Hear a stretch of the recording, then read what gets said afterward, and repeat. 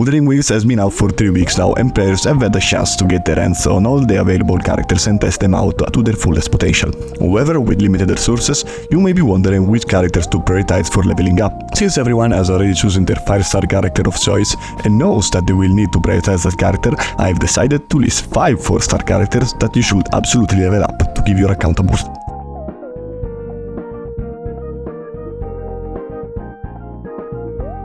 In 5th place, we find Yang Yang. Yang Yang is the first companion we encounter in our journey on Wuthering Ways, and is very useful. Even though in some situations Yang Yang is a sub-DPS that requires field time and gains most of her value in the depths of the elusive realm, she can still be very useful in normal gameplay, thanks to the slight grouping of her ultimate and skill.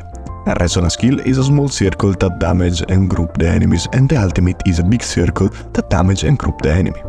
For the build, I will use Moonlit Cloud with Impermanence as the main echo, and you'll be set. For team, you can place her almost anywhere, but especially in teams that benefit from grouping, such as those with small AoE attacks like Kaljaro.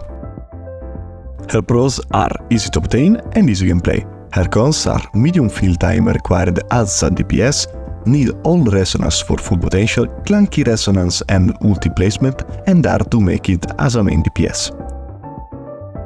In 4th place, we find Daishin. You may not have heard much about Daishin because she's a character that requires a lot of skill, but one thing you can notice is that Daishin stands out for her incredible damage output, but is notably fragile. She leads among 4-star characters in terms of overall damage potential.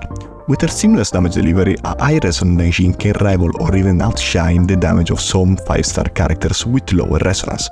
Her main damage comes from her resonance skill, which will drain her HP but also charge her strong circuit, increasing her DPS output. For build, you will use the Sun Sinking Eclipse Echo, set with Groundless as the main echo.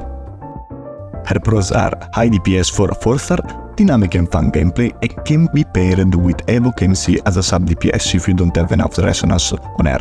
And she will work perfectly, in fact I would say she's the best sub-DPS for you Evoke MC mains. Her cons are difficult to keep alive and requires a lot of resonance to be an optimal main DPS. In 3rd place, we find Baizi. Among the 4-star characters, Baizi is the only healer whose resonance liberation healing is on par with Verina, or the only healer in general. She is very flexible and easy to use, and every player has at least one copy of her. Her convenience lies in the fact that you can use her ultimate together with Rejuvenating Glow to maintain a constant buff for the entire team. She also has a passive that provides additional attack bonus, making her a true Verina light for your 2nd or 3rd team if you don't have Verina. Of course, build her with Rejuvenating Glow and you should be good to go. You can put her on any team you want. Her pros are good buffing, really good healing, and pairs with almost everyone. Her cons are that can feel a little bit clunkier than Verina and needs more field time. In 2nd place, we find Mortefi. Mortefi is primarily a sub-DPS that focuses on heavy attack damage buffing, but he also can be a main DPS. His main damage mechanic is based on his ultimate, which grants a buff to all allies every time an ally hits an opponent. Mortefi will release a no-field damage instance similar to Xingqiu from Genshin Impact. Additionally, thanks to his passive, he provides an attack bonus for all heavy attacks on your team. For the build, there are 2 options: Molten Rift with Inferno Rider to focus on his damage, or my favorite Moonlit Clouds with Impermanence Echo, which allows you to easily buff your main DPS, making them even stronger. For the team, any main DPS works well with Mortefi, but especially Xingyan, who has a particular synergy with him.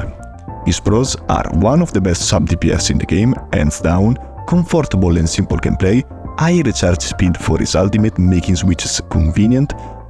You just need one copy of him to make him strong, but his resonance are amongst the best in the game.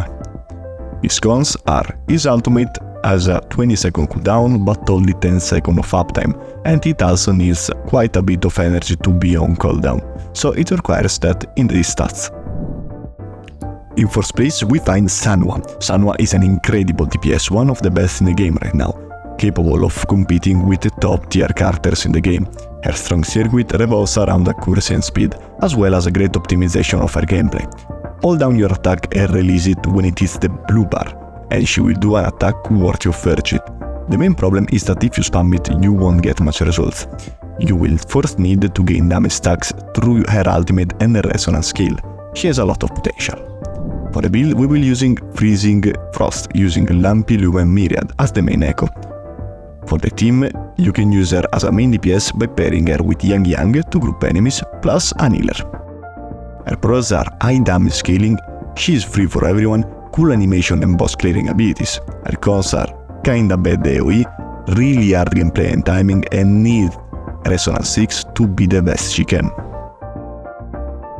Thanks for watching this video, comment below your favorite character and who you will be building and why, and I will see you in the next video. Have fun!